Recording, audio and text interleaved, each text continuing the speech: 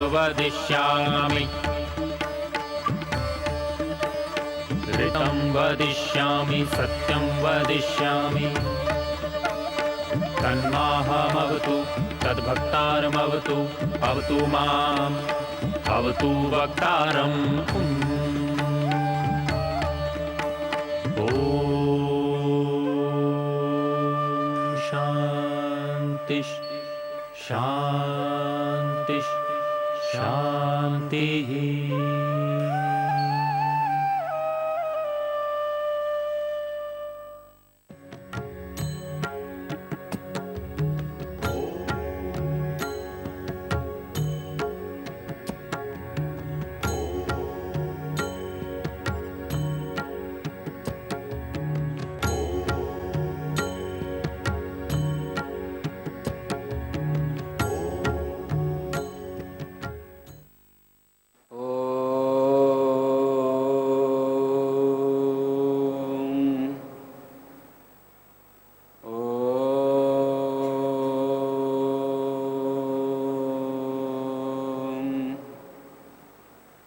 साधना पथ में आप सबका स्वागत है।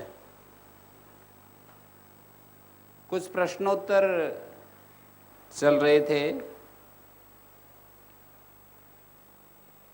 किसी सज्जन ने, प्रभु दयाल नाम के एक सज्जन ने अलवर ज़िले से कुछ प्रश्न पूछे थे, उनका उत्तर हमने दिया था। वो उत्तर हम आप लोगों को भी सुनाना चाह रहे हैं। इनमें से एक प्रश्न है, क्या कारण है कि आदमी धर्म मार्ग पर चलता हुआ कभी कभी अशुभ का शिकार हो जाता है?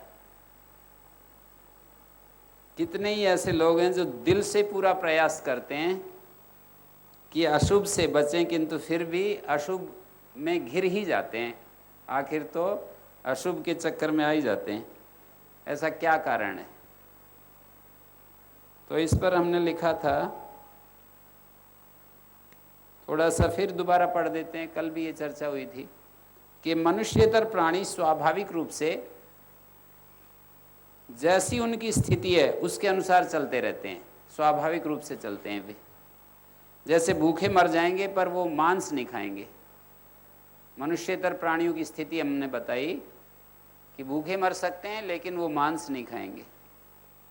कोई आत्महत्या नहीं करता है, उनकी स्वाभाविक इस तरह की स्थिति है कि वो किसी भी परिस्थिति में मनुष्य को छोड़कर कोई व्यक्ति आत्महत्या नहीं, कोई प्राणी आत्महत्या नहीं करता है। और बिल्ली चूहे ज़्यादा पसंद करती है, शेर हरिण ज़्यादा पसंद करता है, और कुत्ते खरगोश ज़्यादा पसंद करते हैं। और जो गिद्ध होता है उसको मरा हुआ, और सूअर को गंदगी पसंद होती है। किंतु मनुष्य एक ज्ञानपूर्ण इकाई है। मनुष्य जो है वो ज्ञान से ओतप्रोत है। उसका जो मन और बुद्धि का विशेष विकास हो रहा है, मन बुद्धि विशेष विकसित हो रहे हैं, ज्ञान से चलता है मनुष्य। तो कर्तुम अकर्तुम अन्यथा कर्तुम, करने में न करने में और अलग प्रकार से करने में उसको स्वातंत्र मिला है। मनुष्य को आरंभ से जो ज्ञान उपलब्ध होता है उसके साधन जो हैं, माता पिता, गुरु, आचार्य, समाज, परिवेश, विद्यालय, ये सब उसके ज्ञान के विकास करने के साधन बनते हैं। ये सब ज्ञान के बाह्य स्रोत हैं।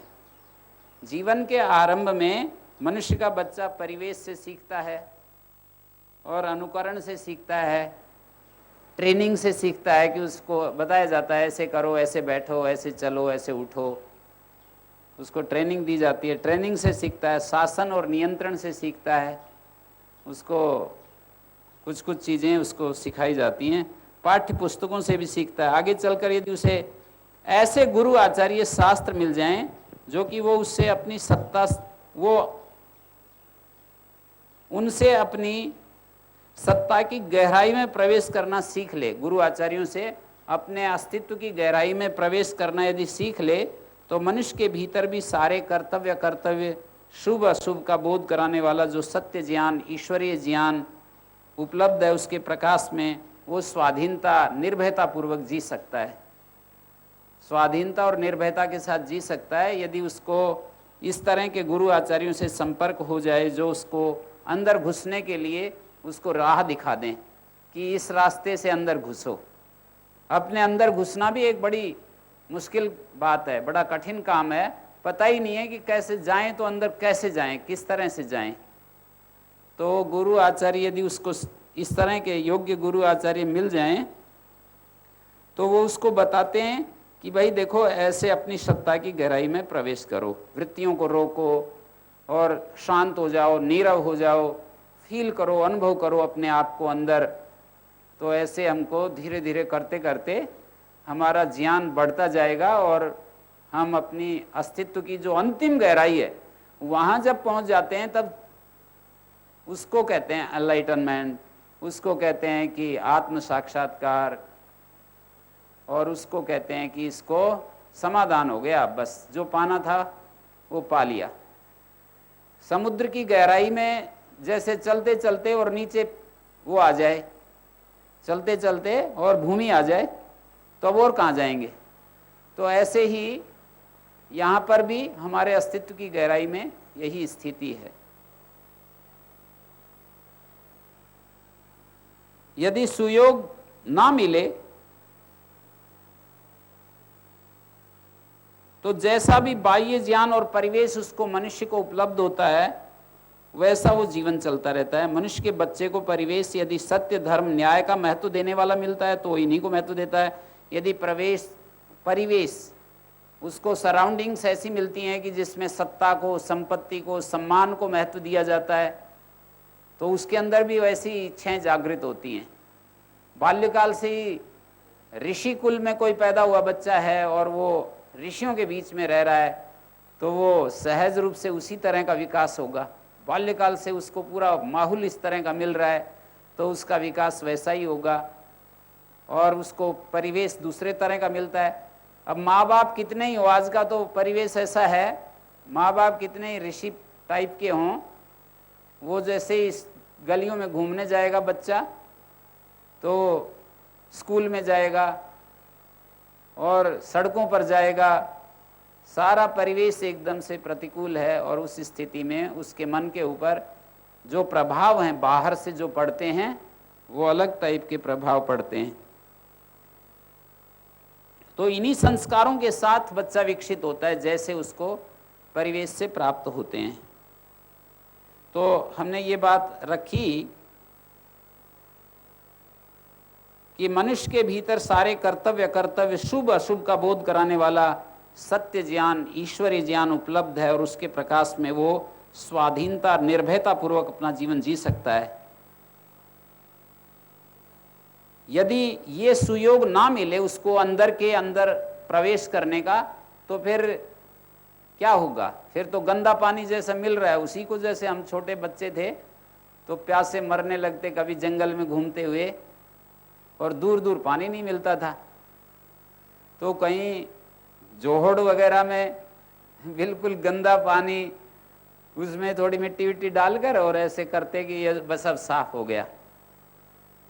उस पानी बहुत ही गंदा गंदा, वो कोई लोग पक्षियों के लिए पानी डाल करके आते थे और उसमें बहुत गंदा हो जाता था, तो उसमें थोड़ा बालू रेत उसके ऊपर ऐसे ऐसे थोड़ा करते और थोड़ा हिलाते तो ऐसे हो जाता, फिर ऐसे कहते कि अब हो गया ठीक ये, और उसको पी लेते। तो ये तब होता है जब पानी ना मिले तो क्या करेगा आदमी, तो अंदर से परिचय नहीं, गहराई से अंदर गहराई में परिचय नहीं होता, तो जैसा मिल रहा है उसी के आधार पर जिएगा। मनुष्य के बच्चे को बहुत ही ये महत्वपूर्ण चीज है कि उसको परिवेश बड़ा प्रभावित करता है। 4 शब्द हमने कई बार बताए हैं, ज्ञान, इच्छा, कर्म और फल। ये जैसा ज्ञान वैसी इच्छा, जैसी इच्छा वैसा कर्म, और जैसा कर्म वैसा ही हमको उसका फल मिलता है। तो इन चारों का एक सुनिश्चित समीकरण है, जैसा ज्ञान वैसी इच्छा, जैसी इच्छा वैसा कर्म, जैसा कर्म वैसा फल। ज्ञान जितना शुद्ध, सत्य और सुस्थिर होता है, आचरण भी स्वभाव तो वैसा होता रहता है। मनुष्य के आचरण में कहीं कोई कमी है तो उसके ज्ञान का दोष है, ऐसे समझ लीजिए। मनुष्य के आचरण में कहीं भी किसी प्रकार की कहीं कोई कमी है तो वो आचरण का दोष है। आचरण के कारण ज्ञान का दोष है। मनुष्य के आचरण में कहीं कमी है तो उसके ज्ञान का दोष है। ज्ञान पवित्र भी हो और सत्य भी हो, दो बातें हो ज्ञान में, सत्य भी है और पवित्र भी है। ज्ञान सत्य है, पवित्र है। तीसरी एक विशेषता और चाहिए, स्थिर भी चाहिए ज्ञान। यदि ज्ञान हमारा सत्य, पवित्र और स्थिर नहीं है, मान लीजिए सत्य और पवित्र है, स्थिर नहीं है, तो उस ज्ञान से हमें लाभ नहीं मिल पाएगा बहुत सारा। तो मनुष्य के आचरण में कहीं कोई कमी है तो वो उसके ज्ञान का दोष। ज्ञान पवित्र भी हो, सत्य भी हो, किंतु जब तक स्थिर नहीं होता तब तक विशेष लाभकारी नहीं होता। इसी बात को दूसरे शब्दों में हम ये कह करके बता सकते हैं कि मनुष्य जैसे कर्म करता है, जैसे परिवेश में रहता है, वैसे ही उसके संस्कार बन जाते हैं। जैसे कर्म करता है, जैसे परिवेश में रहता है, वैसे संस्कार बन जाते हैं और फिर आगे वो संस्कार व्यक्ति को उसी प्रकार के कर्म करने के लिए प्रेरित करते हैं। जैसे परिवेश में रहा वैसे संस्कार बने, वो संस्कार फिर आगे वैसा ही कर्म करने के लिए संस्कार प्रेरणा देते हैं कि करो भाई ये काम। ये क्रम निरंतर चलता रहता है। वैशेषिक दर्शन के आचार्य कणाद ने 2-3 सूत्र लिखे हैं। इंद्रिय दोषात संस्कार दोषाच अविद्या। संस्कार दोषाच अविद्या, ये एक सूत्र है। दूसरा सूत्र लिखा तद दुष्ट ज्ञानम। तीसरा सूत्र लिखा अदुष्टम विद्या। ये 3 सूत्र लिखे वैशेषिककार ने। तो इनका अर्थ ये हुआ कि ये जो अविद्या है ये कहाँ से आती है, ये अविद्या आ कहाँ से जाती है, कोई पूछता है। तो बोले 2 जगह से आती है। एक तो इंद्रिय दोष से आती है और एक संस्कार दोष से आती है। संस्कार दोष कहाँ से आते हैं? संस्कार बनाने वाले जो कर्म किए हैं उन कर्मों से संस्कार बनते हैं। तो वो कर्म कैसे हुए? वो संस्कारों के कारण हुए हैं। संस्कारों के कारण कर्म हुए हैं और कर्म के कारण से वैसे संस्कार बने हैं।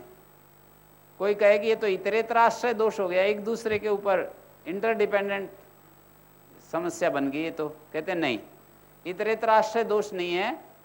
हमने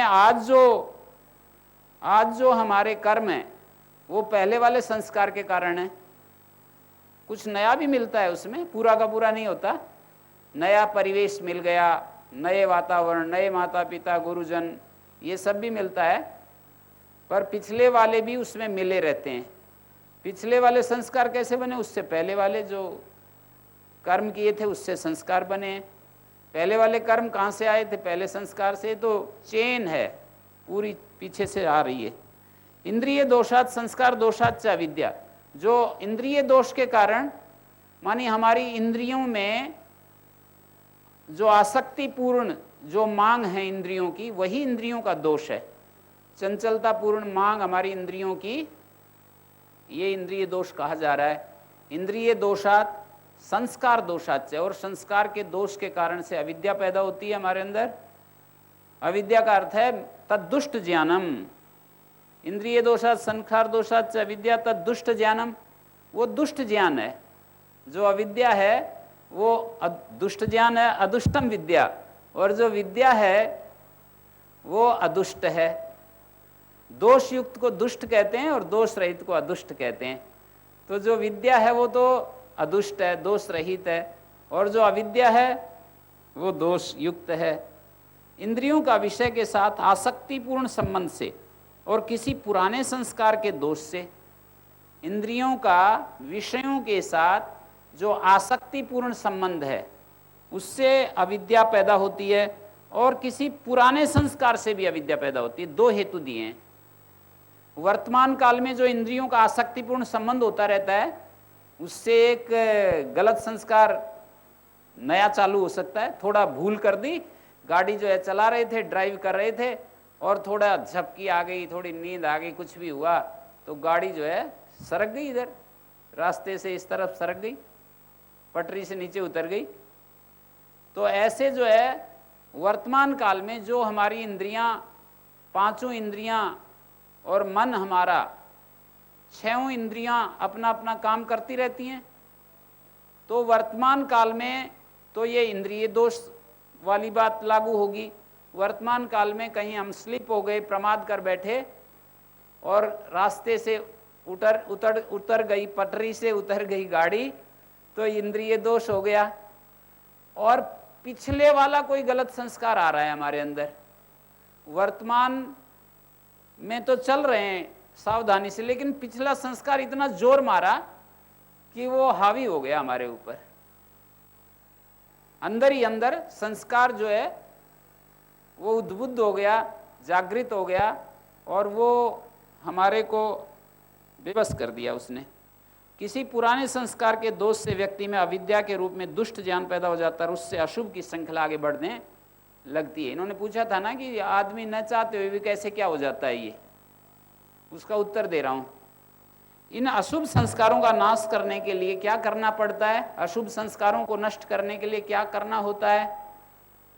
योग साधना करनी होती है, ध्यान, भजन, सत्संग, श्रवण, मनन, निधिध्यासन करना होता है, अभ्यास, वैराग्य, श्रद्धा, वीर्य, स्मृति, समाधि, प्रज्ञा पूर्वक इतरेशम, उस रास्ते पर चलना पड़ता है। ईश्वर समर्पण, मैत्री, करुणा, मुदितादि भावनाओं को, मैत्री, करुणा, मुदितोपेक्षाणाम, सुख दुख, पुण्य भाव, विषयाणाम भावनातश्चित्त प्रसादनम, उस रास्ते पर चलना पड़ता है। क्रिया योग, तपा, स्वाध्याय, ईश्वर प्रणिधानानि क्रिया योगा।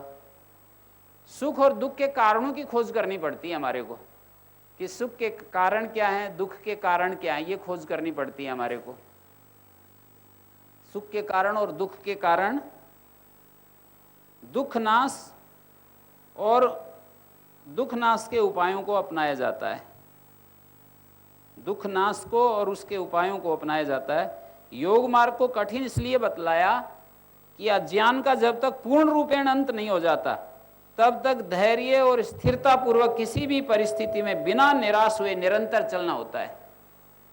बिना किसी निराशा के निरंतर चलना होता है, जब तक कि अंतिम ज्ञान हमें नहीं मिल जाता है। अज्ञान का जब तक पूर्ण रूप से अंत नहीं हो जाता तब तक धैर्य और स्थिरता पूर्वक हमें चलना होता है। अशुभ संस्कार जब तक शेष हैं, जब भी उन्हें अवसर मिलेगा तो वे अपना काम करेंगे। जैसे धरती में कोई बीज बाकी बचे हुए हैं, जैसे बथुआ के बीज हैं, तो वातावरण ठीक मिलेगा, पानी ठीक मिलेगा तो जमेंगे। आजकल बथुआ कहीं दिखाई नहीं दे रहा, आप देख लेना, जमीन में खूब पानी बरस रहा है, बथुआ आपको खेत में ढूंढा हुआ भी नहीं मिलेगा। लेकिन जैसे ही अक्टूबर, नवंबर, दिसंबर आएगा, नवंबर, दिसंबर, तो आप देखेंगे जैसे ही पानी मिलेगा बथुआ जमीन में पैदा होने लगेगा। तो ये जो बीज हैं हमारे, संस्कार हैं बीज, हमारे अंदर जो संस्कार होते हैं इनको बीज कहा है। जब भी उन्हें अवसर मिलेगा वो अपना काम करेंगे। धर्म, सत्य, शुभ जब सुप्रतिष्ठ हो जाएगा तो पतन के लिए कोई अवकाश नहीं। धर्म, सत्य, शुभ, ये जब सुप्रतिष्ठ शब्द डाला हमने कि ये जब सुप्रतिष्ठ हो जाएगा, अच्छी तरह से जड़ जमा लेगा अपनी, हमारे स्वभाव में आ जाएगा। ये सुप्रतिष्ठ होने का अर्थ होता है जब ये हमारा स्वभाव का अंग बन जाएगा तो फिर कोई अवकाश नहीं पतन का। जब तक हमारा स्वभाव नहीं बना है अभी ज्ञान को हम अपने मस्तिष्क में रख रहे हैं अभी, तो उसके परिणाम तो अभी हमें मिलेंगे। पतन हो रहा है किसी व्यक्ति का, पतन का अर्थ ये क्या होता है? पतन का मतलब ऊपर से नीचे खिसक रहा है। तो इसका अर्थ ये है कि ज्ञान अभी सुप्रतिष्ठ नहीं है, अच्छी तरह से ज्ञान अपने आप को जमाया नहीं है, ज्ञान के पैर नहीं जमे हैं अभी। ज्ञान के पैर जम जाएंगे तो फिर हम नीचे कैसे खिसकेंगे? हमारा जो आधार होता है, जैसे कि पहाड़ के ऊपर आप लोग चढ़ते हो तो आपके जम गए पैर ठीक से ऊपर, तो फिर थोड़ी खिसकेंगे, लापरवाही करेंगे तो खिसकेंगे। तो ज्ञान को सुप्रतिष्ठ करना जीवन के महनीय कर्मों में से एक है, सबसे विशेष काम है ये कि ज्ञान को हम सुप्रतिष्ठ कर दें। ज्ञान की सुप्रतिष्ठा होती कैसे? ये सारे उपाय ज्ञान की सुप्रतिष्ठा के लिए किए जा रहे हैं। जो आप श्रवण करते हो, मनन करते हो, निधिध्यासन करते हो और मन को हमेशा एक दिशा में लेकर के रखते हो, इधर उधर दाएं बाएं नहीं देखते हो और हमेशा एक सुविचार में रहते हो, हमेशा एक अच्छे विचार में आप जीते हो, ये सारे ज्ञान को स्थिर करने के उपाय हैं कि इनसे ज्ञान स्थिर हो जाए। आप आलंबन से अपने आप को बचाते हो। वासनाएं 4 कारणों से हमारे अंदर पैदा होती हैं, तो उन कारणों को आप बचाते हैं। हेतु, फल, आश्रय और आलंबन। हेतु फलाश्रयालंबन संगृहीतत्वात् येषाम् अभावे तद अभावा। आश्रय और आलंबन ये वासनाओं को बदलने के ये 4 कारण हैं।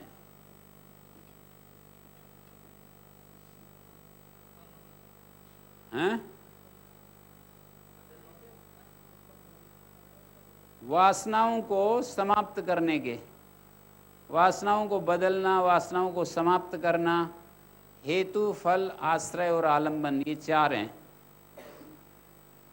हेतु तो अविद्या होती है, सभी जन्मभूमि है, सारे क्लेशों की जननी है, माता है ये। यदि माता है तो संतान को जन्म मिलता ही रहेगा। तो ये जो हेतु है ये अविद्या है। अविद्या के 4 प्रकार हैं, आपको खूब बताया। अनित्य में नित्य बुद्धि, अपवित्र में पवित्र बुद्धि। जैसे अनित्य शरीर है, पर इसमें हमारे को नित्य बुद्धि होती रहती है कि इसको अनित्य समझते ही नहीं। अनित्य में नित्य बुद्धि होने के कारण हमको अभिनिवेश क्लेश आता रहता है। अभिनिवेश क्लेश का अर्थ होता है मृत्यु से डर आता रहता है। यदि हम किसी चीज़ को यूं समझ लें कि इसको तो ऐसे तो सुनते रहते हैं, बाल्यकाल से बोलते भी रहते हैं कि ये शरीर तो स्थिर नहीं है, जाने वाला है, लेकिन फिर भी कोई अपना संबंधी मरे या कोई हम ही मरने के लिए तैयार हो रहे हों तो हमारे को डर लगता है। क्यों डर लगता है? डर इसलिए लगता है कि पूरा बैठा नहीं है ये ज्ञान अभी, कि ये शरीर अनित्य है, संयोग और वियोग कभी भी हो सकता है इसका, कभी भी इसके जो परमाणु है वो बिखर सकते हैं, आत्मा इससे वियुक्त हो सकता है, कहीं भी मर्म स्थान पर चोट लगी, कभी भी खेल खत्म। जीवन और मरण इतना बाल भर जो है ना, जैसे आप लोग मृत्यु के मुख में से घूम करके आए हो, जैसे एक पत्थर चलते चलते ऊपर आके गिर जाए तो अब क्या कर लोगे आप लोग? वो तो कोई मेरे को बता ही रहे थे, गाड़ी जैसे खड़ी थी तो ऊपर से पत्थर आकर के उसके पीछे गिर गया। थोड़ा सा गाड़ी यदि 1 मिनट माने 10 सेकंड और जो है लेट हो जाती, चल रही है जैसे, और वो निकल गई, पीछे से पत्थर गिर गया। 5 सेकंड भी यदि वो उसी समय मान लीजिए उधर से क्रॉस कर रही हो, बस खत्म मामला। तो जीवन मरण तो इतना ज़्यादा अस्थिर है, ये सब हमको दृष्टांत समझाते हैं कि इसमें कुछ भी हो सकता है कभी भी। हमारे साथ कभी भी हो जाता है, लेकिन अविद्या के कारण हमको ये विश्वास जमता नहीं है। हमारे अंदर अनित्य में जो नित्य बुद्धि है, ये अविद्या का पहला लक्षण है कि अनित्य शरीरों में हमारे को अनित्य शरीर, अनित्य ये भूखंड, अनित्य धरती, सूरज, आकाश, अनित्य पर्वत, ये सब जो भी सामान है धरती के ऊपर और हमारे शरीर सब अनित्य हैं, पर इसमें हमारे को अनित्य बुद्धि नहीं होती है। यथार्थ ज्ञान तो होता है अनित्य में अनित्य बुद्धि और नित्य में नित्य बुद्धि, ये तो यथार्थ ज्ञान है। लेकिन अनित्य में अनित्य बुद्धि, अनित्य में अनित्य बुद्धि, ये तो यथार्थ ज्ञान है, पर अनित्य में नित्य बुद्धि ये उल्टा है। अपने शरीर को और इस सारे ब्रह्मांड को हमने नित्य समझ लिया। नित्य कैसे समझ? आप यूं कहोगे कि हम तो नहीं समझ रहे, आप सब ये बोलोगे कि हम तो नहीं समझ रहे कि ये हम ऐसे ही रहेंगे, कभी तो हमारी भी छुट्टी होगी, ऐसे समझ रहे हैं। कभी समझ रहे हो ना, कभी इतना ज़्यादा से ज़्यादा इतना समझ रहे हो कि जब 80-90 साल के होंगे तब छुट्टी होगी। ये है बैठा हुआ मन में कि जब 80-90 साल के होंगे तब होगी, तब तक तो जाना हमारे को जो है इधर उधर होगा नहीं कुछ भी। तो ये जो 80 साल की गारंटी लेकर के चलते हैं ना हम कि 80 साल तक तो कुछ नहीं बिगड़ना है, तो यही जो है हमको अनित्य को नित्य समझ लिया है। और नित्य समझ लिया तो अब इसमें कोई बाधा पड़ेगी, इसमें कहीं पर दिक्कत आएगी तो हमारे को डराना ही है फिर, क्योंकि हमारे अंदर एक संस्कार है कि हम रहना चाहते हैं इस धरती के ऊपर। एक संस्कार है कि इस धरती के ऊपर जाना नहीं चाहते, रहना चाहते हैं पृथ्वी ग्रह के ऊपर।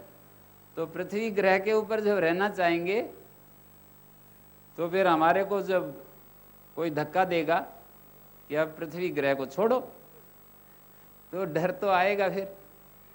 जैसे ट्रेन में हम बैठे हुए हों और कहे कि आकर के कोई कहे कि छोड़ो ट्रेन को, तो फिर परेशानी तो आएगी। ये जो भय आता है, भय हमारे सुख में बाधा का ही दूसरा पक्ष है, भय और कुछ नहीं है। भय, सुख में जो बाधा उपस्थित होती है इसी को भय कहते हैं। सुख के प्रति हमारा अटैचमेंट होता है और वो छीना जाता है, इसी का नाम तो भय है। तो इसको हमने इस रूप में प्रस्तुत किया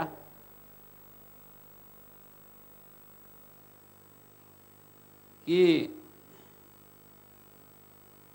अनित्य में जो नित्य बुद्धि है, ये जो अविद्या की बात चल रही है, हेतु का अर्थ होता है अविद्या।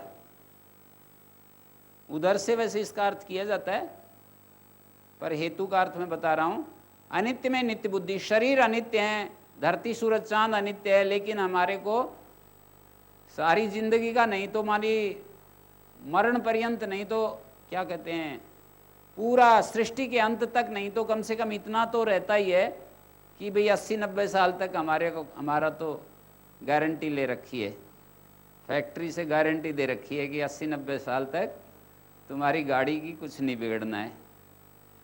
तो उससे फिर हमारे को एक अविद्या, अनित्य में नित्य बुद्धि, अपवित्र में पवित्र बुद्धि। जो शरीर है ये अपवित्र है, लेकिन इसमें हमको अच्छा लगता है, यही पवित्र बुद्धि है। जो शरीर होते हैं अपवित्र हैं, लेकिन इनको देख करके बड़ा अच्छा लगता है। ये हेतु का ही 4 भाग है ना, अविद्या। और दुख में जो विषय सुख होता है वो दुख रूप होता है, लेकिन अविद्या के कारण इसमें सुख दिखाई देता है हमारे को। दुख में सुख दिखाई देता है। विषयों का जो सुख है दुख रूप है, लेकिन हमको दिखता सुख है अविद्या के कारण। ये अविद्या मिथ्या ज्ञान है हमारे पास जो है। ये अविद्या का अर्थ ये नहीं है कि ज्ञान का अभाव, विद्या का अभाव अविद्या नहीं है। अविद्या का अर्थ होता है विपरीत ज्ञान। एक ऐसा ज्ञान है जो कि चीजों को देख रहा है कि ये कैसी, ये कैसी, ये कैसी। हमारे पास एक ऐसा ज्ञान है जो निर्णय कर रहा है कि ये ऐसा है, ये ऐसा है, ये ऐसा है। विद्या के अभाव को अविद्या नहीं कहते। साफ कहा है शास्त्र में कि विद्या का अभाव अविद्या नहीं है, बल्कि विपरीत ज्ञान को अविद्या कहते हैं। उल्टा ज्ञान हमको कुछ का कुछ दिखाता है। जैसे वो शीशे होते हैं ना कोई विशेष प्रकार के, वो जो हम होते हैं वो नहीं दिखाते, कुछ उल्टा पुल्टा दिखाते हैं। कुछ तो पहने पहने दिखाते हैं, कुछ मोटे मोटे दिखाते हैं, कुछ कद वो लंबा छोटा दिखा देगा, कोई जो है छोटे को लंबा करके दिखा देते हैं। तो जैसे वो ग्लास हमको दिखा देते हैं उल्टा पुल्टा, ऐसे हमारे पास जो ज्ञान है वो हमको उल्टा पुल्टा दिखाता रहता है, सही नहीं दिखाता। और अनात्म को आत्म, ये अविद्या के 4 भाग हैं। जो हमारा मन बुद्धि चित्त अहंकार है अनात्म, उसमें हमने आत्म बुद्धि कर ली, उसको हमने अपना मैं मान लिया।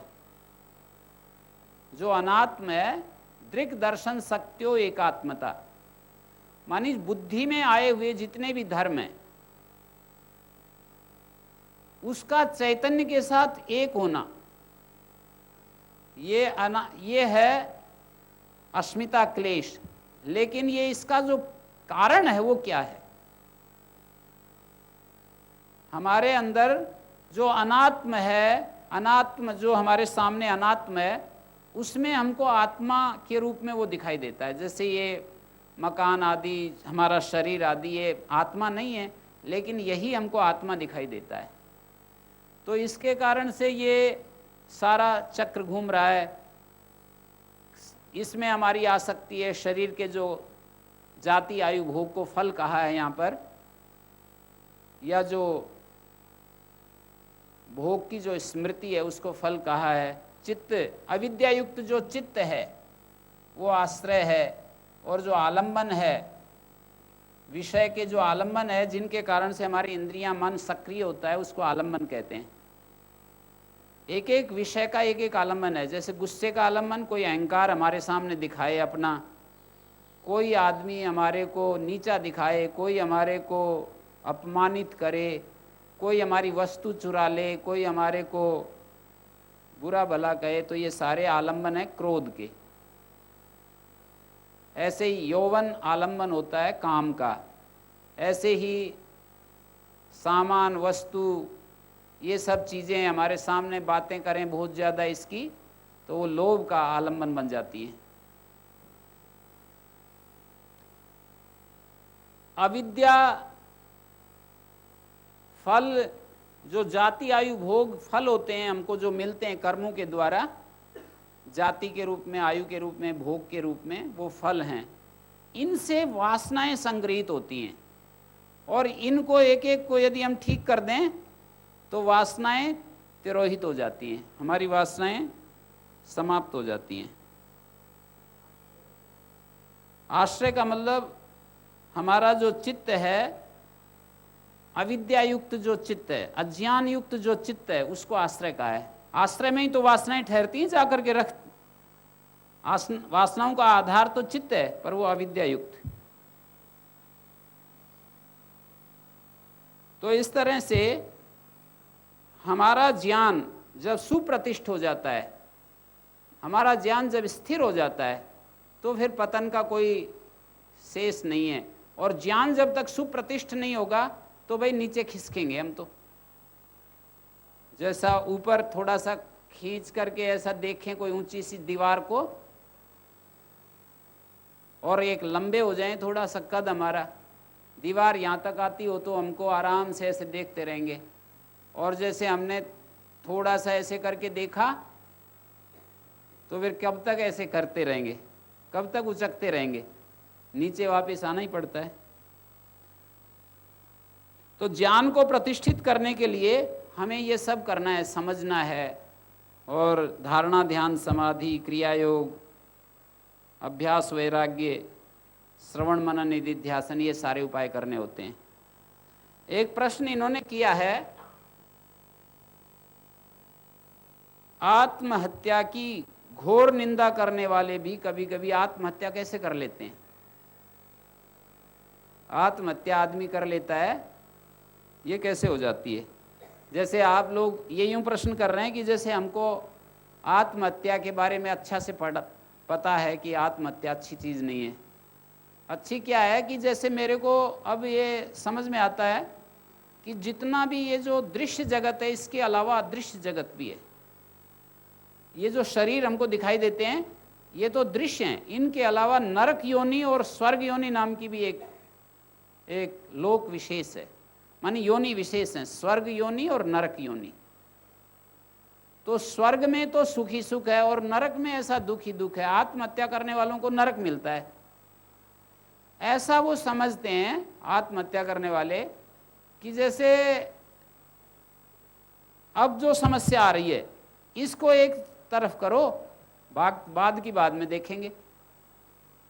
अभी जो समस्या आ रही है उसको वो सामना करना, फेस करने के लिए और वो तैयार नहीं है।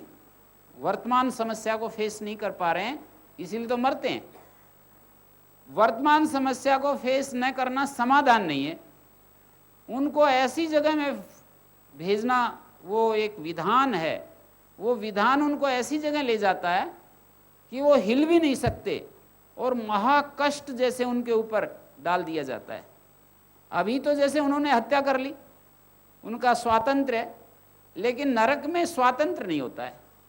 स्वर्ग और नरक जो योनि है उनमें स्वतंत्रता नहीं होती है कि आपको ऊपर से ज़्यादा दबाव पड़ा तो आप फिर मर के रास्ता खोज लो।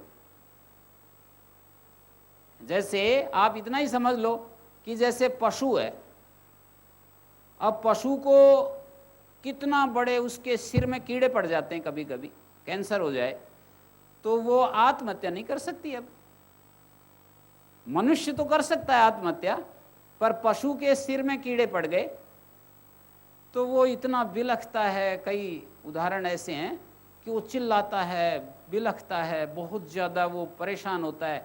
कितना चिल्ला ले, बिलख और कितना कुछ कर ले, पर वो अब ऐसी स्थिति में है कि आत्महत्या नहीं करेगा। एक एक क्षण उसको कट कट करके मरना पड़ेगा, माने एक एक क्षण उसको दुखी होना पड़ेगा, लेकिन वो आत्महत्या नहीं करेगा। मनुष्य के अलावा सारी जितनी भी योनियां हैं आत्महत्या नहीं करेंगी। ये तो आप सहमत हैं इस बात से। स्वर्ग योनि, नरक योनि भी आत्महत्या नहीं करती है, माने उनमें भी वो स्वातंत्र नहीं है।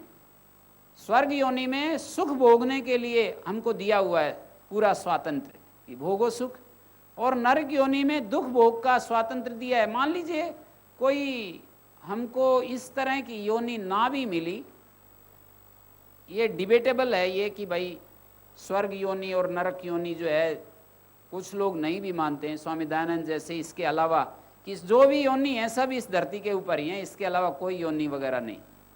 ऐसे जो स्वामी दयानंद जैसे जो लोग ये बात कहते हैं, चलो उनका ही बात ऊपर रख करके विचार करेंगे तो भी मैं आपको समझा सकता हूँ कि जैसे किसी ने आत्महत्या की, आत्महत्या के बाद उसको ऐसी मनुष्य के अलावा कोई योनि मिल गई और उसमें दुख डाल दिए खूब सारे। जैसे पशु में कोई कैंसर डाल दिया, कोई उसके अंदर कोई कीड़े पड़ गए, कोई कुछ हो गया, अब वो तड़फता रहेगा, तड़फता रहेगा, तड़फता रहेगा। फिर उसके बाद फिर एक योनि दे दी वैसी, फिर एक योनि दे दी। भगवान का विधान तो इतना भयंकर है, इसको कहाँ बचेंगे हम। 100 योनियों में भी लगातार ऐसे बदल बदल करके हमको वैसा ही देता रहा, वैसा ही देता रहा। उसका विधान ऐसा, व्यवस्था ऐसी, उसमें हम कुछ नहीं करते, तो कैसे बचेंगे हम। तो अभी तो आदमी आत्महत्या कर लेता है, समस्या से बचने के लिए आत्महत्या करता है, लेकिन वो उस बड़े विधान से कैसे बच करके जाएगा। तो इसी को हमने लिखा है, ध्यान से सुनिए। घोर अज्ञान के बिना आत्महत्या असंभव है। जो घोर अज्ञान है, इसके बिना हमको आत्महत्या कोई नहीं करेगा। मनुष्य की आत्मा के साथ संबद्ध त्रिगुणात्मक चित्त या बुद्धि जब प्रकाश से आलोकित रहती है, सत्वगुण बढ़ा हुआ रहता है, तो कुछ भी अशुभ नहीं होता। अशुभ होता है बुद्धि में या तो क्रिया बढ़ने से, रजोगुण की वृद्धि होने से, या फिर तमस की वृद्धि होने से। तमस प्रकाश और क्रिया का आवरक तत्व है। आत्महत्या विषाद का परिणाम है। विषाद तमस के बिना नहीं आ सकता। तमस ज्ञान दीप को बुझा देता है। सत्व की बढ़ी हुई अवस्था में विचार व ध्यान की शक्ति से गुणों को हम सतत एक निर्धारित पथ पर चला सकते हैं। जब हमारा सत्व गुण बढ़ा होता है तो हम अपने गुणों को, माने सत्व रज तम, ये जो 3 गुण हैं, उनको एक भिन्न पथ में, एक विशेष दिशा में हम उसको ले जा सकते हैं। अतः वहाँ कुछ भी अनिष्ट घटित नहीं होता है। तो तो आत्महत्या का प्रश्न था कि ये क्यों कर लेते हैं। हमने इसका उत्तर दिया कि अज्ञान के कारण से उनके अंदर तमस छा जाता है, और तमस छाने के बाद प्रकाश घट जाता है, प्रकाश घटने के बाद कुछ भी हो जाएगा। मनुष्य के जीवन में प्रकाश जब तक ठीक है तब तक कुछ भी गलत नहीं होता, और प्रकाश जैसे ही कम हुआ या क्रिया ज़्यादा हो गई, आवश्यकता से अधिक हो गई, या क्रिया आवश्यकता से कम हो गई, क्रिया जो है आवश्यकता से कम हो गई या आवश्यकता से ज़्यादा हो गई, तो दोनों अवस्थाओं में आदमी कुछ भी कर सकता है। ये हमने इसका उत्तर दिया। आगे देखिए, क्या आत्मा और परमात्मा अलग अलग सत्ताएं, उन्हें भिन्न करने वाली कौन सी चीज़ है? आत्मा और परमात्मा क्या अलग चीज़ें हैं? इनको अलग करने वाली कौन सी चीज़ है? उत्तर है, आत्मा और परमात्मा अवश्य भिन्न भिन्न सत्ताएं हैं। परमात्मा की ज्ञान शक्ति और क्रिया शक्ति स्वाभाविक हैं, एक रस हैं, नित्य हैं और अनंत हैं। परमात्मा की जो ज्ञान शक्ति है, क्रिया शक्ति है, वो स्वाभाविक है, एक रस है, नित्य है और अनंत है। परमात्मा में सत्व का ऐसा सहज उत्कर्ष है कि कभी भी रजस और तमस से वो अभिभूत नहीं होता। परमात्मा जो है उसकी ज्ञान शक्ति और क्रिया शक्ति सहज रूप से अनंत है, वो अभिभूत नहीं होती कभी भी। श्रुति भी कहती है, स्वाभाविक ज्ञान बलक क्रिया से, जो स्वाभाविक होता है उसके लिए किसी निमित्त की अपेक्षा नहीं होती है। जो चीज़ स्वाभाविक होती है वो निमित्त की अपेक्षा नहीं करती। आत्मा भी परमात्मा की तरह ही चेतन है, किंतु उसके पास स्वाभाविक रूप से सत्व का उत्कर्ष नहीं। जो आत्मा है, जीवात्मा, इसके पास स्वाभाविक रूप से सत्व का उत्कर्ष नहीं है। आलंबन आदि के कारण वो सत्व रजस और तमस के द्वारा दबता रहता है। जो सत्व है, ज्ञान का उत्कर्ष, वो रजस और तमस से दबता रहता है।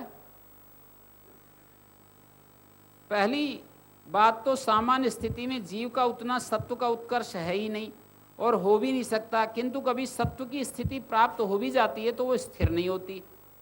योग साधना चाहे उसका जो भी रूप हो, ज्ञान योग, भक्ति योग, क्रिया योग, निष्काम सेवा, अभ्यास, वैराग्य, समर्पण, विवेक, ख्याति, अष्टांग योग, इनके अनुष्ठान से सत्व को स्थिर, रजस और तमस रूप अशुद्धि का क्षय किया जाता है। ये सत्य है। योगी भी अपने अंदर ज्ञान को उस सीमा तक स्थिर कर लेता है कि किसी भी आलम्बन के उपस्थित होने पर वो ज्ञान दीप उसका बुझता नहीं। अज्ञान के सभी पुराने संस्कार दग्ध बीजवत हो जाते हैं, नए बनते नहीं हैं। ये बिल्कुल सत्य है। आत्माओं का परमात्मा के साथ नित्य संबंध है, वो कभी एक क्षण के लिए भी नहीं छूटता, किंतु जीवात्मा या परमात्मा, जीवात्मा या आत्मा जो कहें, जीव को ये स्वातंत्र प्राप्त है कि वो बाह्य विषयों के साथ एक रूप होकर रहना चाहे तो रह सकता है, किंतु उस समय परमात्मा से मिलने वाला ज्ञान बल आनंद प्राप्त नहीं होता। जीव को ये स्वातंत्र प्राप्त है। क्या स्वातंत्र प्राप्त है? कि वो बाह्य विषयों के साथ एक रूप होकर के रह सकता है। ये जो बाह्य विषय हैं, शब्द, स्पर्श, रूप, रसगंध, दुनियादारी, ये जो संसार का जो रूप हमारे सामने है, उसके साथ एक रूप होकर के रहना चाहे तो रह सकता है। कौन? जीव। हम रह सकते हैं।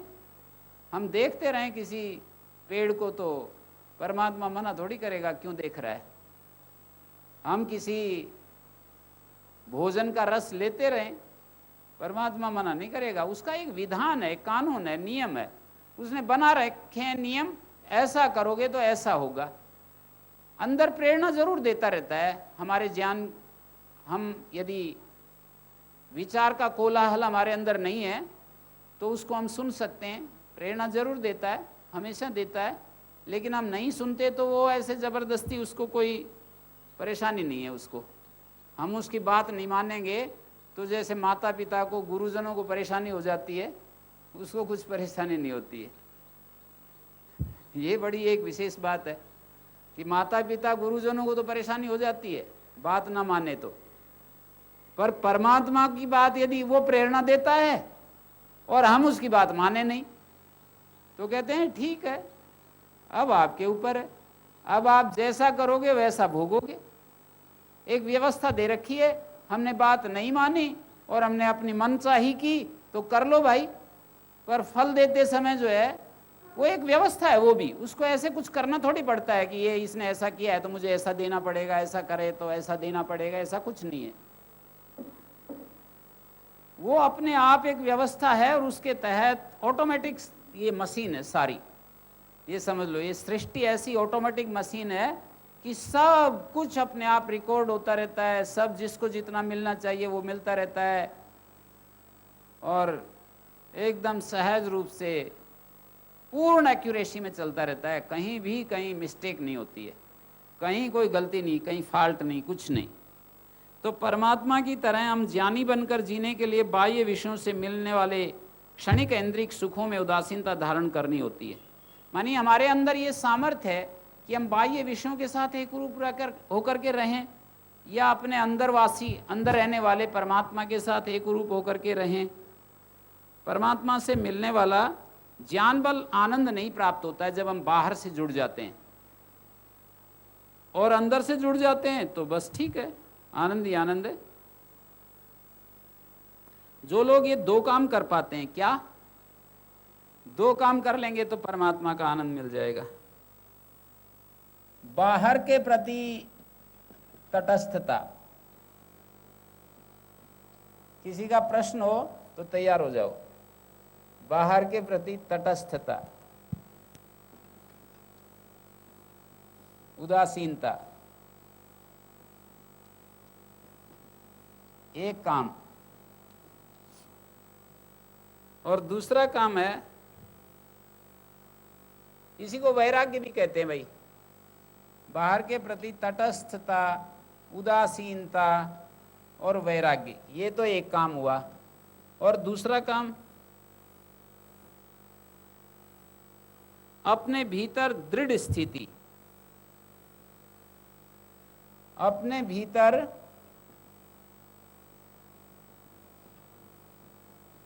दृढ़ स्थिति।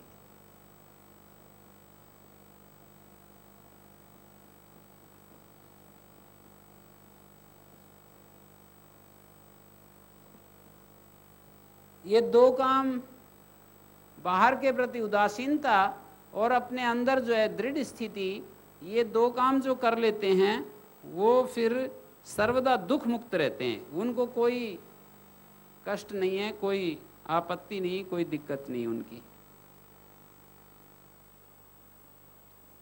आत्मा को जितना भी दुख कष्ट है वो अज्ञान के कारण है, किंतु वो दुख ही आत्मा को दुख से पार जाने के लिए प्रेरक बन जाता है। ये दुख इतनी अच्छी चीज है कि ये प्रेरक बन जाता है दुख से पार जाने के लिए। इसलिए कहा जाता है कि संसार में दुख दर्शन से ही जीव का भगवान की तरफ चलना हो पाता है। दुख दर्शन से जीव जो है भगवान की तरफ चल पाता है। संस्कार में सुख बुद्धि होने से नहीं, संसार में सुख बुद्धि होने से जीव उसी में रमा रहता है। जो संसार है इसमें सुख बुद्धि होने के कारण जीव उसी में रमा रहता है और उसके परिणाम स्वरूप अवश्यम भावी रूप से मिलने वाले दुख भोगता रहता है। इसमें किसको दोष दें? हम सुखों के पीछे चलेंगे तो अवश्यम भावी रूप से परिणाम में हमको दुख मिलेंगे। एक नियम है ये भी, सुख वो बीज हैं जो दुखों के बीज, दुखों के वृक्ष बनकर लहराते हैं। श्री अरविंद ने एक जगह कहा कि हम परमात्मा को जान नहीं सकते, किंतु परमात्मा जैसे हो सकते हैं। जैसे अग्नि में लोहा डाल दिया तो लोहा अग्नि जैसा हो जाएगा, तद्रूप होकर के रह सकते हैं। हाँ, ये बात अवश्य ध्यान देने योग्य है, जीवात्मा अपने कष्ट, क्लेश, भय, बंधन, भ्रांतियों से तो पूर्णतः मुक्त हो सकता है, किंतु परमात्मा की तरह वो सृष्टि निर्माण आदि कुछ नहीं करेगा। जैसे जो अज्ञान से मुक्त हो गया तो अपनी शांति में रहेगा, फिर वो ऐसे जैसे कि परमात्मा जैसा हो गया तो वो परमात्मा की तरह एक दुनिया बनाने लगे, ये संसार, एक सूरज बनाए, एक चांद, धरती, आकाश, ऐसा नहीं। हाँ, एक अलग दुनिया तो बना सकता है, जैसे अपने स्वामी जी बनाई है ये एक दुनिया, ऐसे तो बना सकते हैं। जो ज्ञानी पुरुष जो होते हैं वो एक दुनिया इस तरह की बना सकते हैं, यहीं से कुछ मटेरियल लेकर के और कुछ मकान बनाया, उसमें आप जैसे लोगों को वहाँ बुलाया, रखा, फिर उनको ज्ञान का जो है उपदेश दिया, उनके ज्ञान का निर्माण किया, उनके जीवन का विकास किया, ऐसा तो कर सकते हैं। हाँ जी गुरु जी, हाँ ठीक है। अंदर अंदर की गति बनाने के लिए आप दुख को ही कारण कह रहे हैं ना, वो कुतूहल ना ही कारण होता है जी, सत्य क्या है ये सब जानने का कुतूहल, रुचि।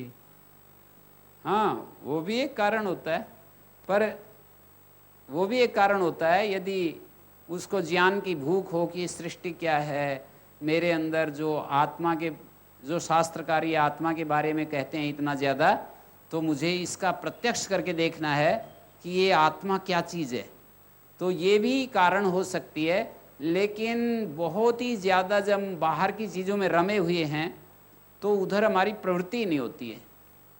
मैंने देखा कि बहुत ज़्यादा जो संसार के वातावरण में घुल मिल गए, संसार की चीज़ों में ही मस्त हो गए, तो उनको फिर अंदर जाने के लिए कोई इच्छा नहीं होती है। और ऐसे बहुत सारे लोग हैं जिनको बहुत ही कष्ट आया।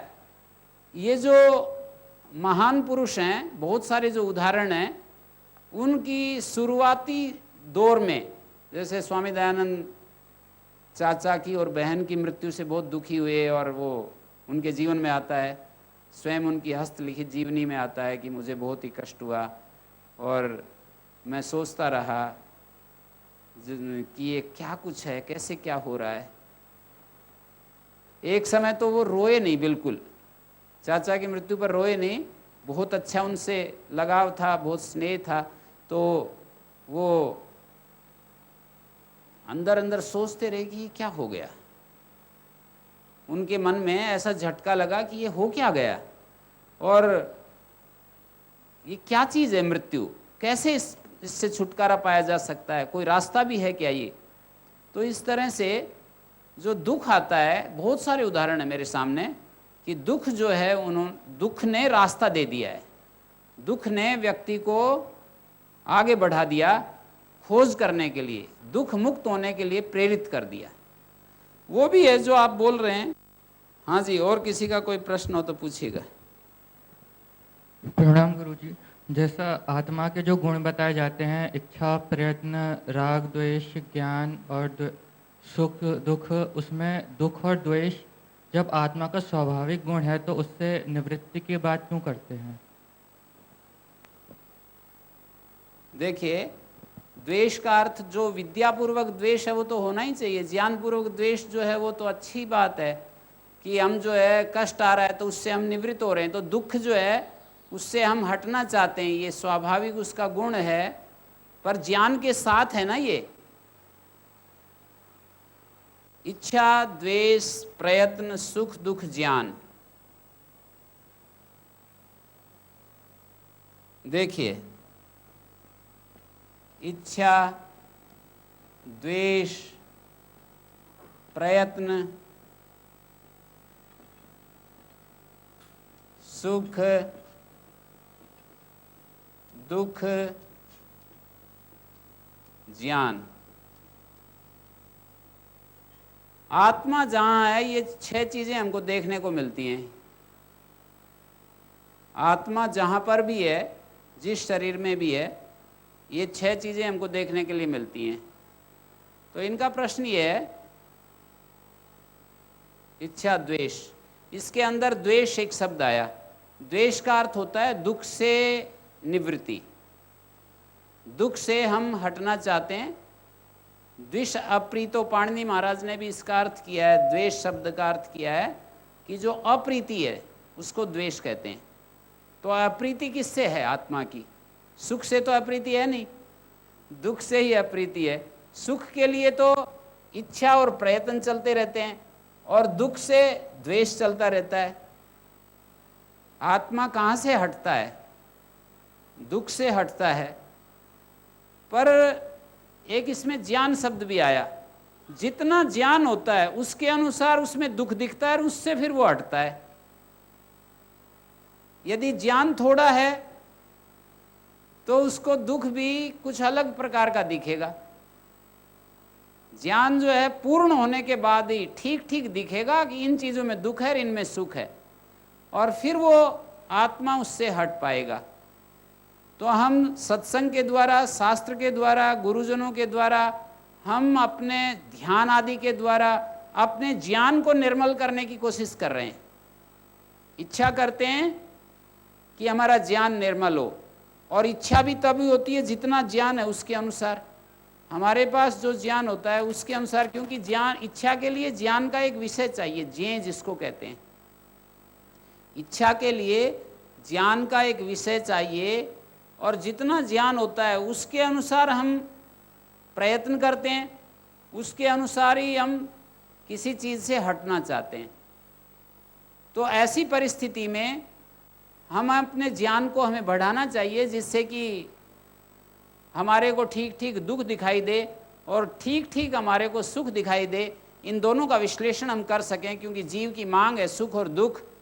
इसका ठीक विश्लेषण न करने के कारण जो दुखदायी चीज़ें हैं उनको सुखदायी समझते रहते हैं, और जिनको हम सुख समझते हैं वो दुखदायी होती हैं।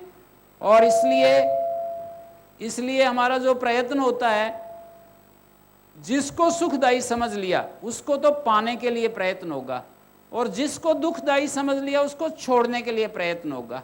ये स्वाभाविक एक प्रक्रिया चल रही है। तो स्वाभाविक रूप से होते हुए भी हमको ज्ञान कम होने के कारण उल्टा पुल्टा होता रहता है। इसलिए कहा जाता है कि अपने ज्ञान को बढ़ाएं, समझ पाएं ठीक ठीक सुख और दुख हमारे लिए क्या है, वास्तव में एक्चुअल में क्या है। एक तो सुख और दुख हम अपनी बुद्धि के अनुसार समझें, और एक वास्तव में समझें, इसमें दोनों में अंतर बात है। सारा संसार सुख दुख तो देख रहा है, सारा संसार ही सुख और दुख को देख रहा है, लेकिन इसमें बात यह है कि सुख दुख को देखते हुए भी गोते खा रहा है, डूब रहा है। सुख दुख को देख रहा है फिर भी डूब रहा है। जिनको सुख समझ रहा है उनको तो प्राप्त कर रहा है, जिनको दुख समझ रहा है उनसे हट रहा है, लेकिन सुख दुख ही तो ठीक समझ में नहीं आ रहे। तो ये सारे प्रोग्राम सुख दुख को ठीक ठीक समझाने के लिए हैं, कि हम अपने सामने ठीक समझ सकें कि सुख ये चीज़ है, दुख ये चीज़ है। और बोलिए। ओम गुरुजी जी, एक प्रश्न है। जब ये जगत मिथ्या है तो इसकी जो भी वृत्ति हमारे मन में उठेगी वो भी विपरीत वृत्ति होगी क्या? जगत को मिथ्या किसने बतला दिया?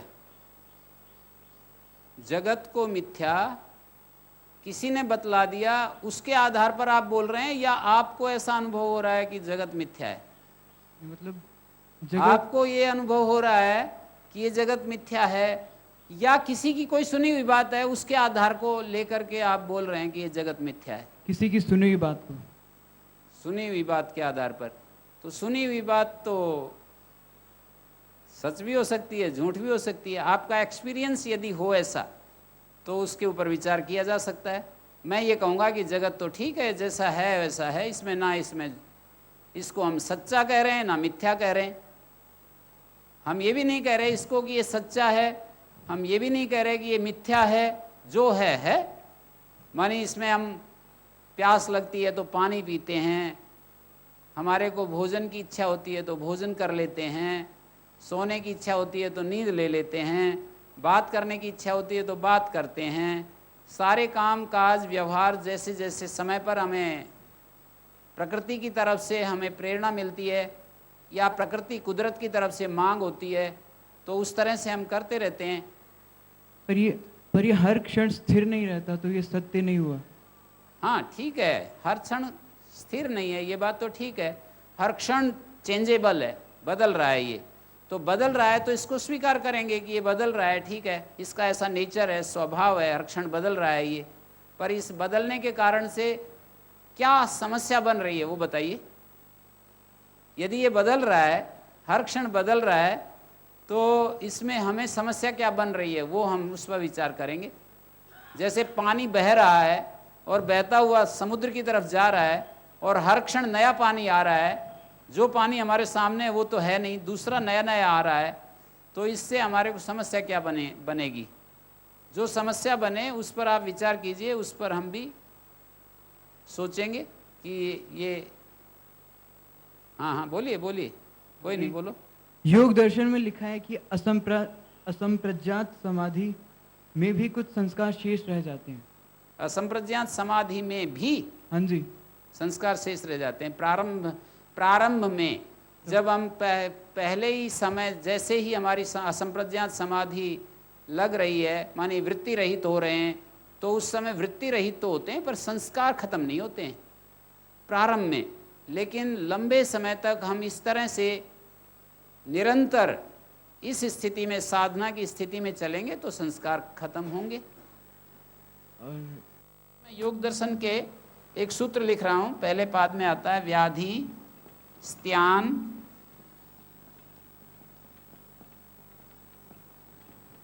संशय प्रमाद आलस्य अविरति भ्रांति दर्शन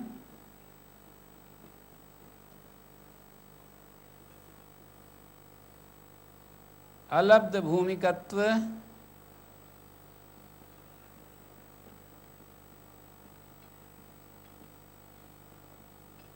अनवस्थितत्वानि, ये 9 बाधाएं लिखी हैं योग मार्ग की।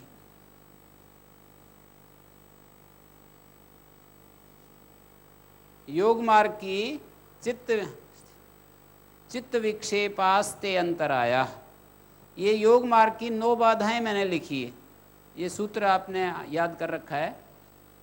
शरीर के रोग व्याधि होती हैं, मन की जो स्त्यान चंचलता जनित जो मन में अनिच्छा होती है योग मार्ग में चलने की, एक तो चंचलता के कारण अनिच्छा होती है और एक आलस्य के कारण अनिच्छा होती है।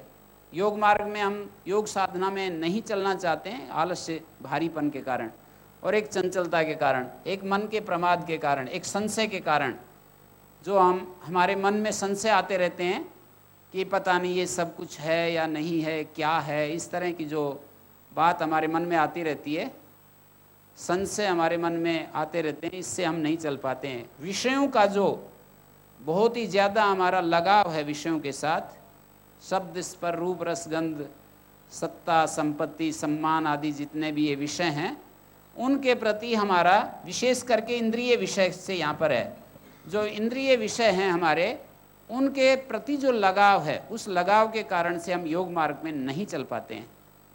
विरति का अर्थ होता है अलग हो जाना, और अविरति का अर्थ है विषयों से अलग न होना। विरति माने अलग हो जाना, अविरति माने अलग न होना। और भ्रांति दर्शन योग मार्ग में इसलिए नहीं चल पाते कि हमारे को ये मिथ्या ज्ञान उल्टा पुल्टा दिखाता रहता है चीज़ों को, जो चीज़ें जैसी हैं वैसा हम देख नहीं पाते हैं। और ये 8वीं बाधा है और ये 9वीं बाधा है कि योग भूमि की हमको कभी भी एक क्षण के लिए प्राप्ति ही नहीं होती। योग भूमि जो अंतिम एकाग्र अवस्था है, संप्रज्ञात भूमि या संप्रज्ञात अवस्था जिसको हम कहते हैं, अंतिम परमेश्वर की जो प्राप्ति है, उसको यहाँ पर कहा है अलब्ध भूमिकत्व। परमेश्वर की प्राप्ति एक क्षण के लिए भी नहीं हो पा रही है। अलब्ध भूमिकत्व ये है कि परमेश्वर का दर्शन कुछ देर के लिए भी नहीं हो पा रहे हैं। और ये बात 9वीं बाधा ये है कि उसमें स्थिर नहीं हो पा रहे हैं। 5 सेकंड के लिए 10 सेकंड के लिए परमात्मा की अनुभूति हो गई, लेकिन वो गायब हो जाती है। फिर उस अनुभूति में स्टेबल नहीं है, उस अनुभूति में हम स्थिर नहीं हैं। तो परमात्मा की जो अनुभूति है वो तो एक तो ये मानकर चलो कोई पत्थर की तरह नहीं है कि उसको हमने, कोई पुस्तक की तरह नहीं है, कोई फल फ्रूट की तरह नहीं है, किसी बाह्य पदार्थ की तरह नहीं है। हमारी आत्मा में सारी वृत्तियां कंप्लीटली साइलेंट हो जाती हैं, पूरा का पूरा जो साइलेंस हो जाता है, तब जाकर के परमात्मा की अनुभूति होती है। और वो जितनी देर साइलेंस में रहते हैं उतनी देर अनुभव होती है।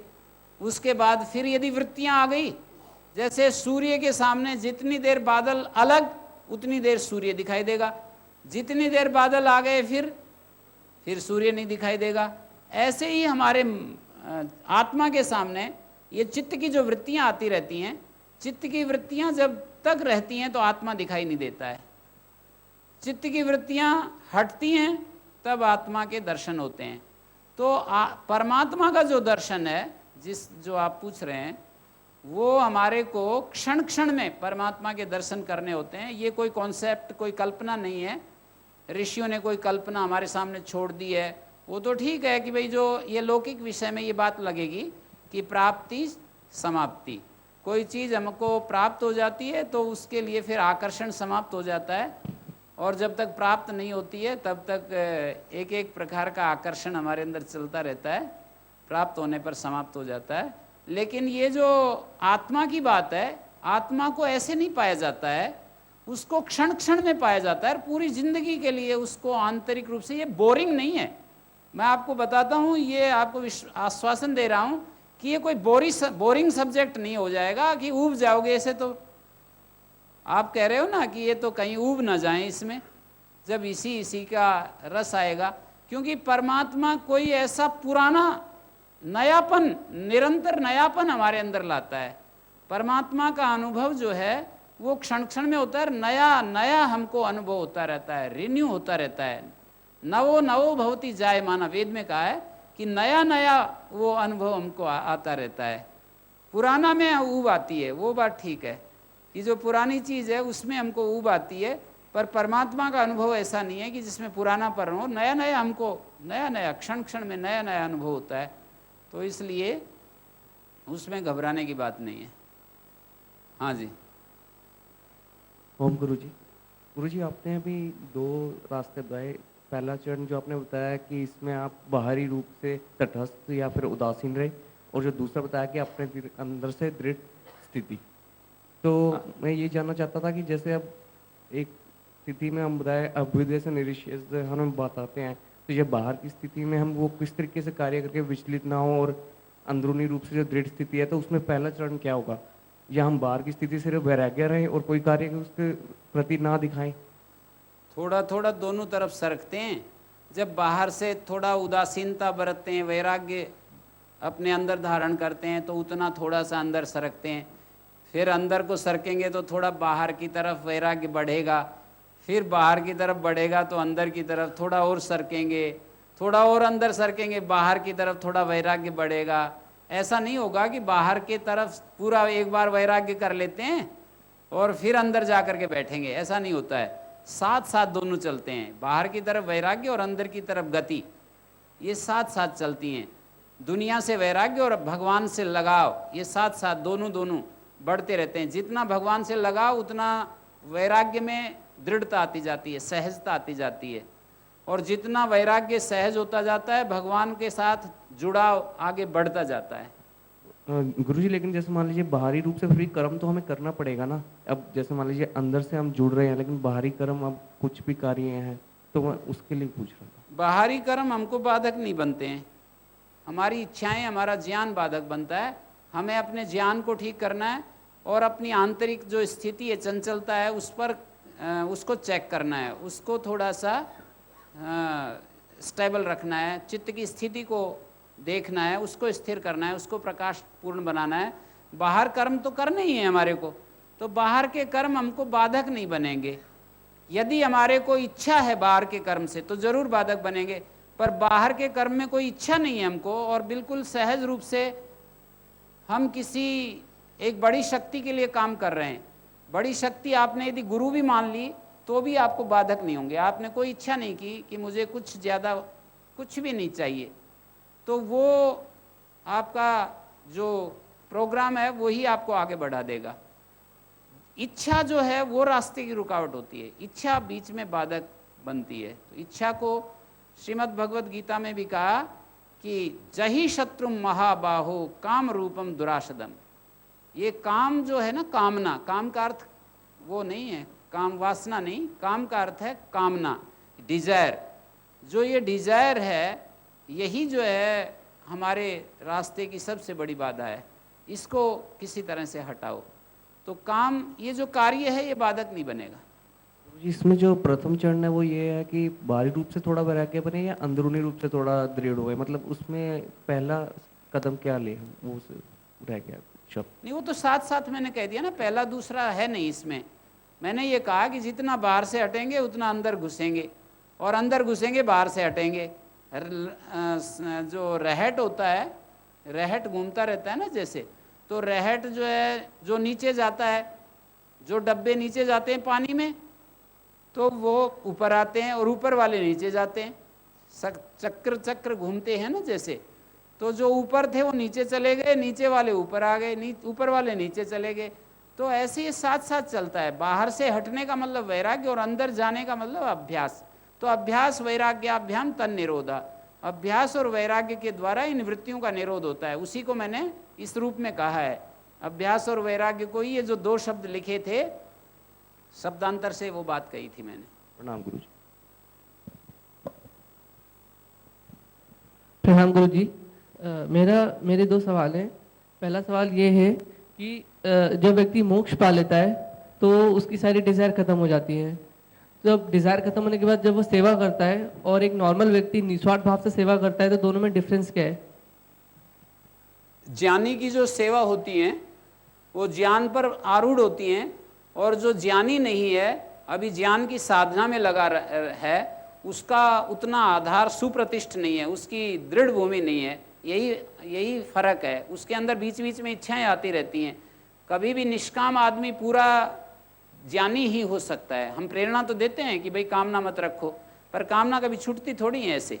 तो जो आदमी पूरा ज्ञानी हो जाता है, अंदर पूरा अपनी आत्मा में सुप्रतिष्ठ हो जाता है, आत्मा को खोज लेता है, वो व्यक्ति ही पूर्ण रूप से अकाम निष्काम हो सकता है।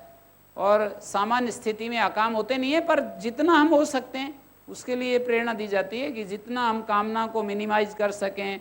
बार बार आती है, यही तो अभ्यास है।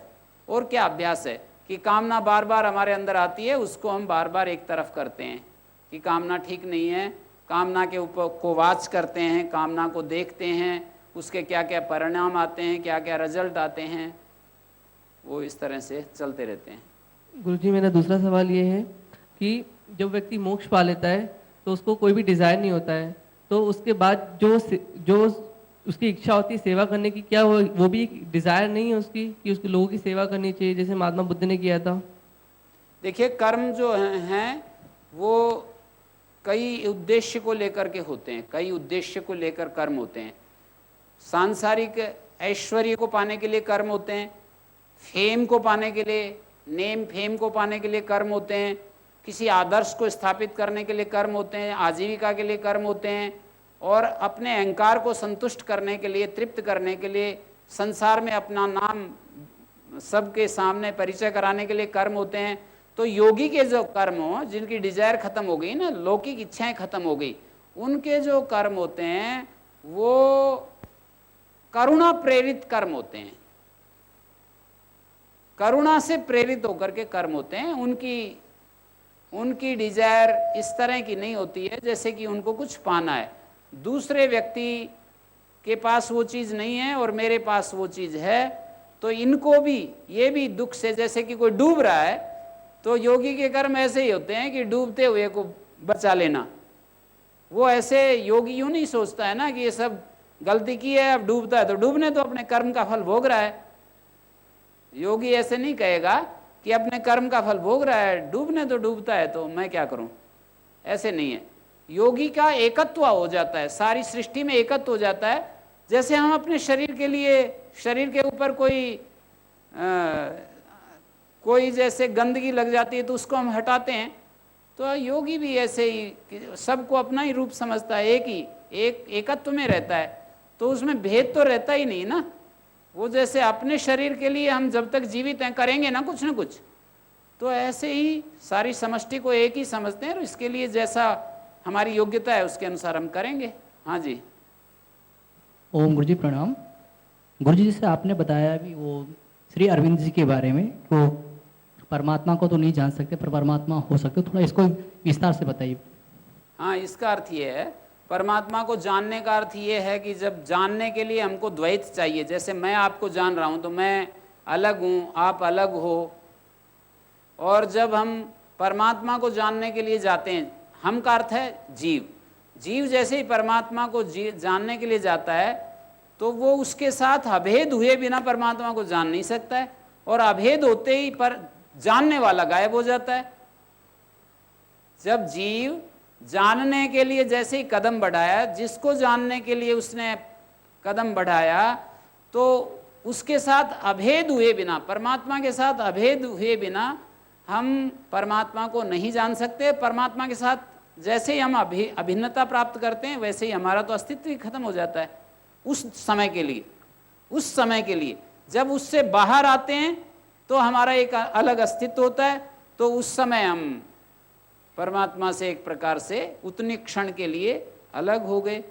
हम, ऐसा होता है, उसके प्रकाश को लेकर के लोहा जैसे अग्नि में डाल दिया, अब यूं समझ लो कि वो कुछ घंटे तो गर्म रहेगा ना। लोहे को अग्नि में डाल दिया, अग्नि से बाहर निकालने के बाद भी कुछ घंटे तो उसमें गर्माहट रहेगी ना।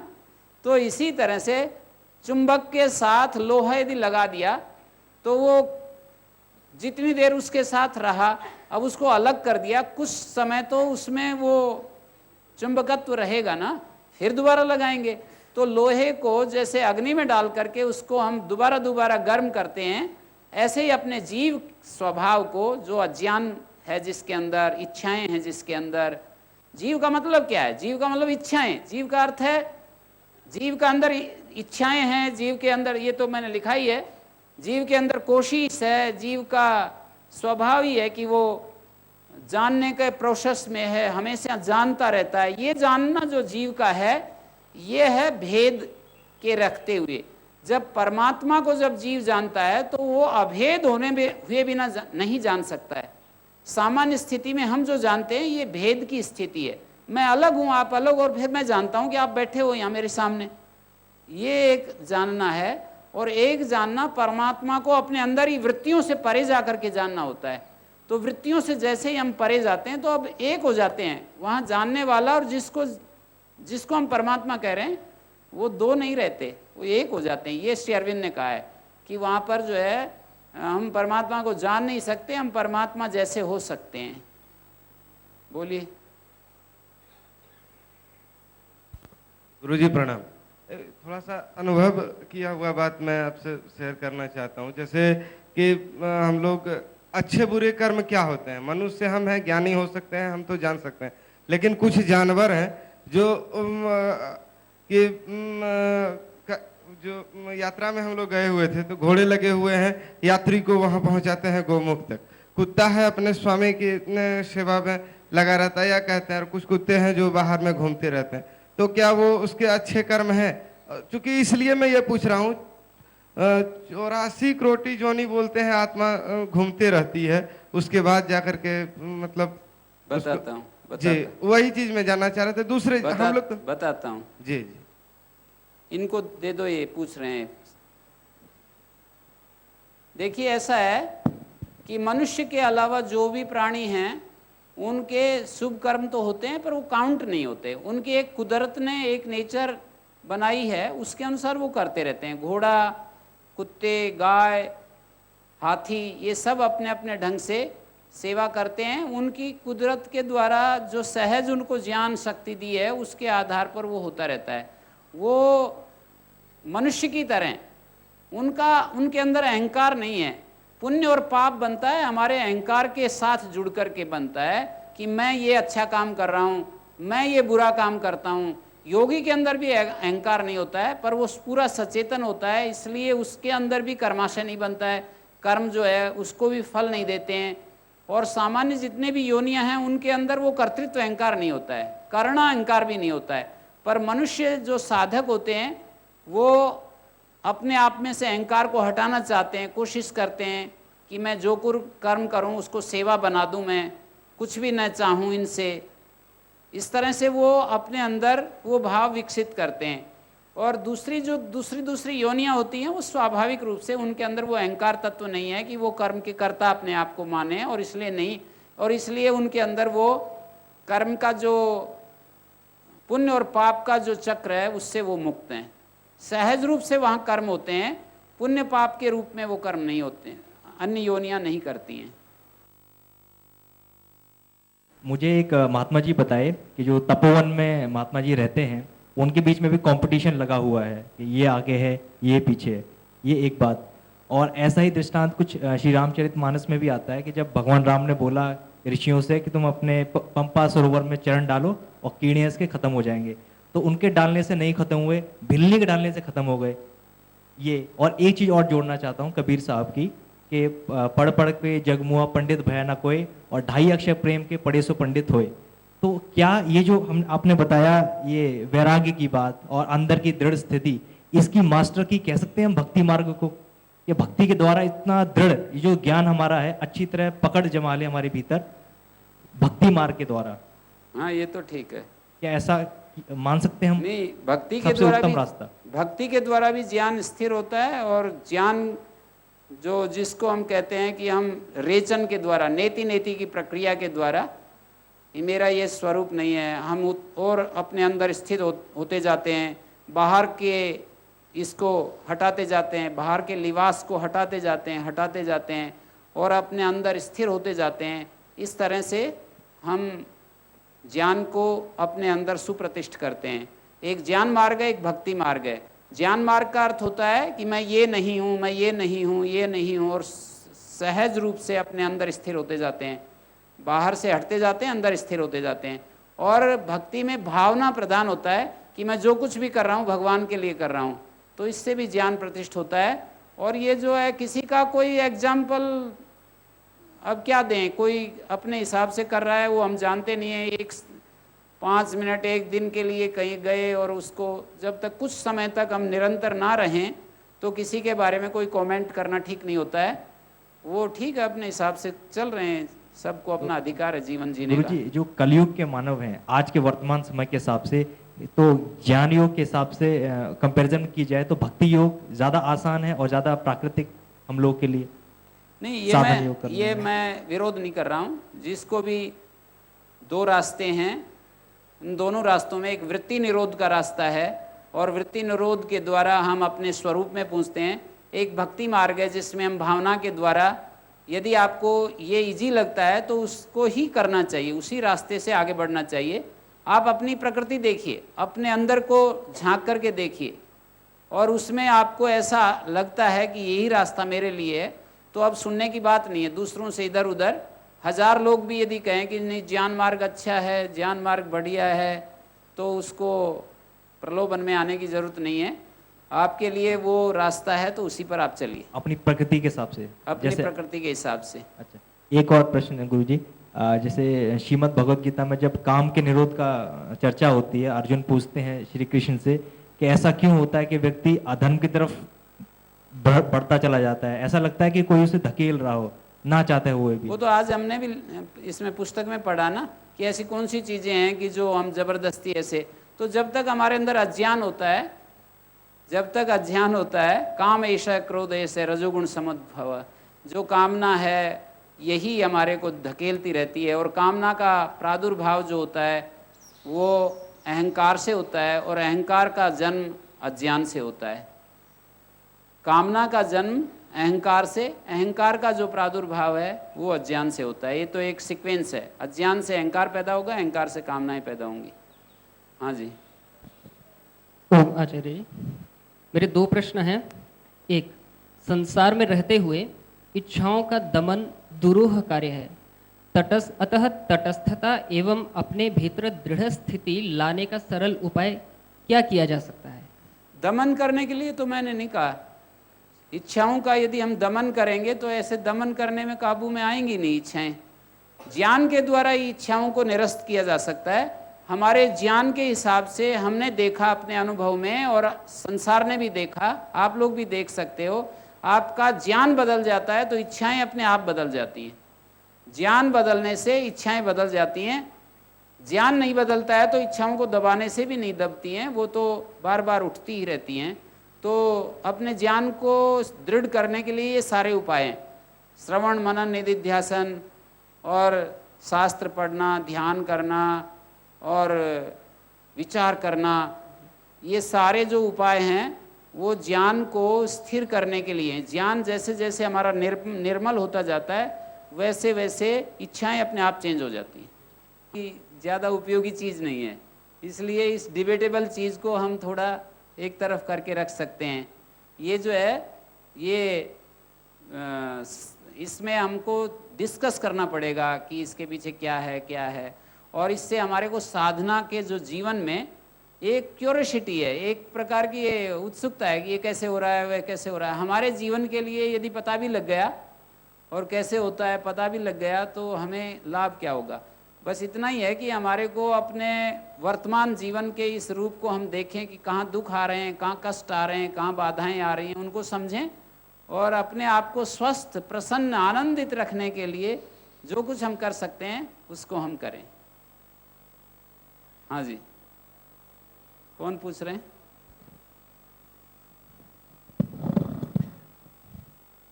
ओम स्वामी, आपने अभी कहा कि जैसे हमारे संस्कार होते हैं वैसे हमारे कर्म बन जाते हैं, और जैसे हम कर्म करते हैं वैसे संस्कार बन जाते हैं।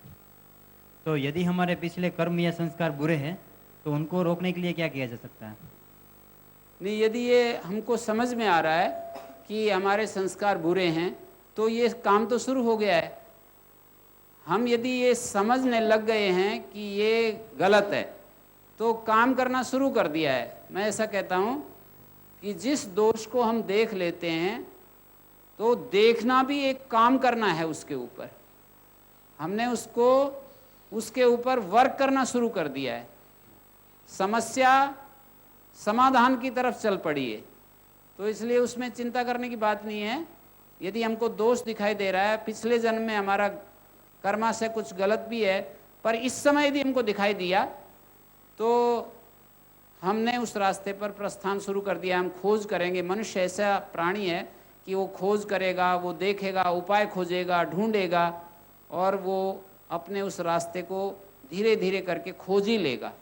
एक बार महापुरुष ये कहते हैं कि जो भगवान के रास्ते पर चल पड़ा वो एक जन्म में या आने वाले अनेक जन्मों में भगवान को प्राप्त होगा ही, ये सुनिश्चित है, ये पूरा निर्दिष्ट है। ये एक बार चल पड़े तो जैसे लौकिक प्रसंग में एक बार हम समृद्धि के मार्ग पर चल पड़े कि हमें बहुत अरबपति बनना है, तो उसमें पक्का नहीं है कि वो अरबपति बनेगा।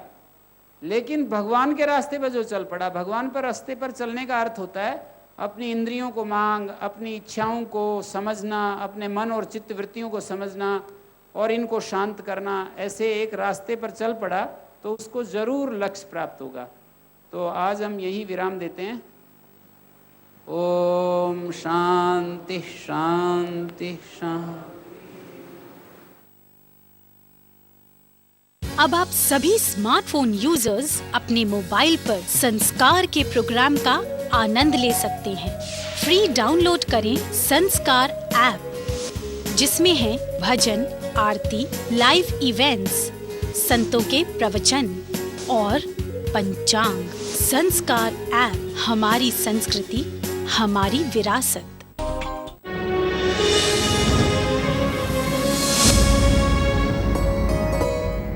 आज़ादी के पावन पर्व पर संस्कारों के दीप जलाएंगे। नभ से ऊंचा, सागर से गहरा हो हिंदुस्तान हमारा। इसी शुभकामनाओं के साथ आप सबको स्वतंत्रता दिवस की हार्दिक शुभकामनाएं। जय हिंद।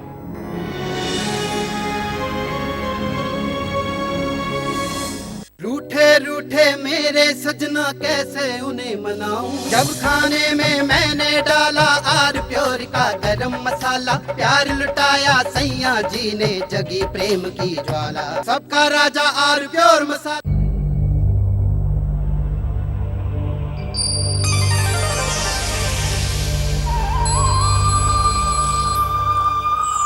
राधे।